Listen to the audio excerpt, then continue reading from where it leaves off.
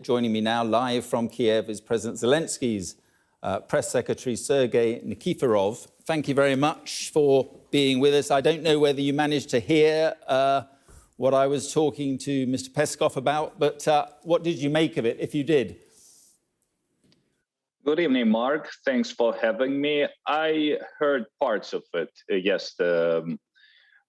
just before the break.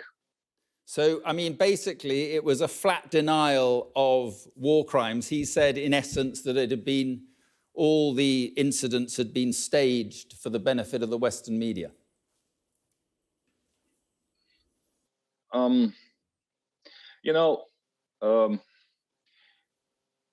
Let's look. Russian officials were telling that Ukrainians had shut down MH17. It appeared they didn't. Russian officials had said that they didn't poison Navalny. It appeared they did. Russian officials had said that they didn't poison, there was no Salisbury poisoning, Skripal family poisoning. It appears it was.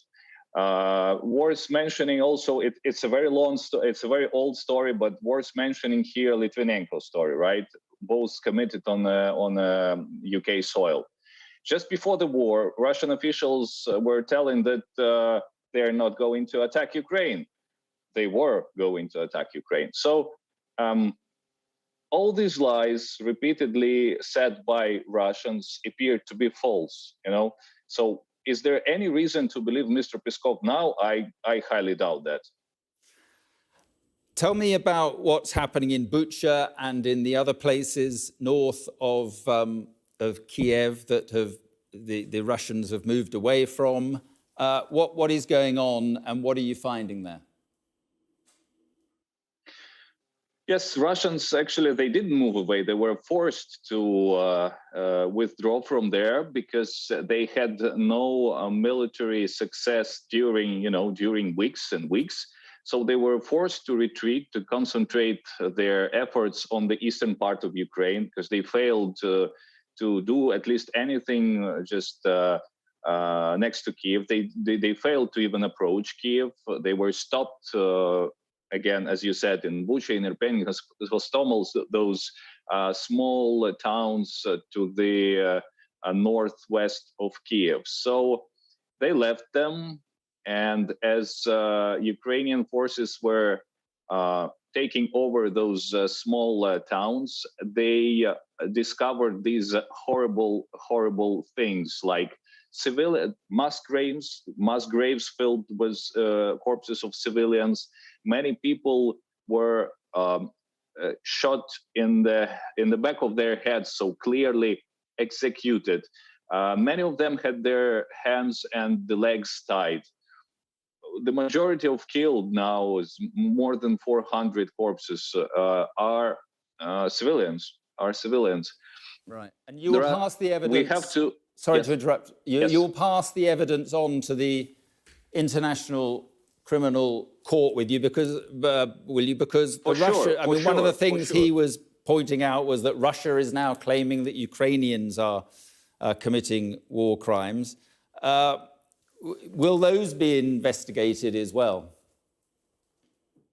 What do you mean? So I spoke to he was claiming that the Ukrainians are also committing war crimes. I mean, there is no equivalence in terms of scale or anything. But will they be investigated as well? I spoke to your chief prosecutor, and she suggested they would be. Yes, all the presumed war crimes committed on Ukrainian soil will be investigated, both presumably committed by Ukrainians or Russians.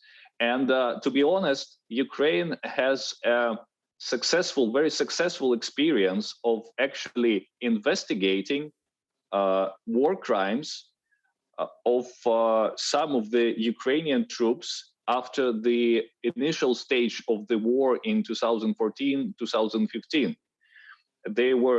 Those crimes were investigated.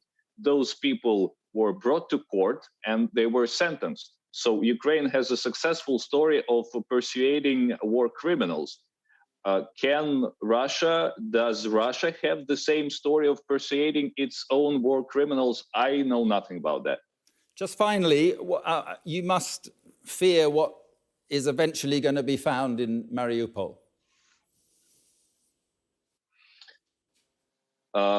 Let alone Mariupol, we still have to investigate everything that happened in Kiev Oblast, because after Irpin and after Bucha, we have Borodyanka, where the situation is, according to some our officials, is twice as hard, as grave as in Bucha.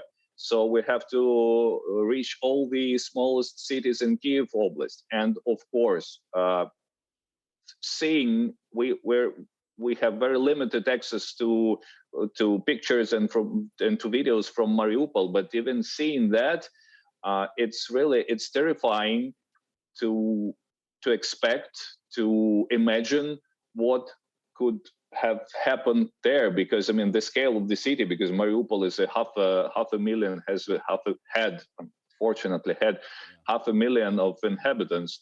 So you're right. You're right. We tend to believe that the behavior of Russian troops, the feeling of impunity, has the systematic character. So the Borodyanka and Irpin and Bucha, unfortunately, I mean, very hard to say, but unfortunately, we believe that those are not the exceptions. It's a general rule. It's manner of behavior of Russian troops and the feeling of impunity that allows them to commit such atrocities towards civilians.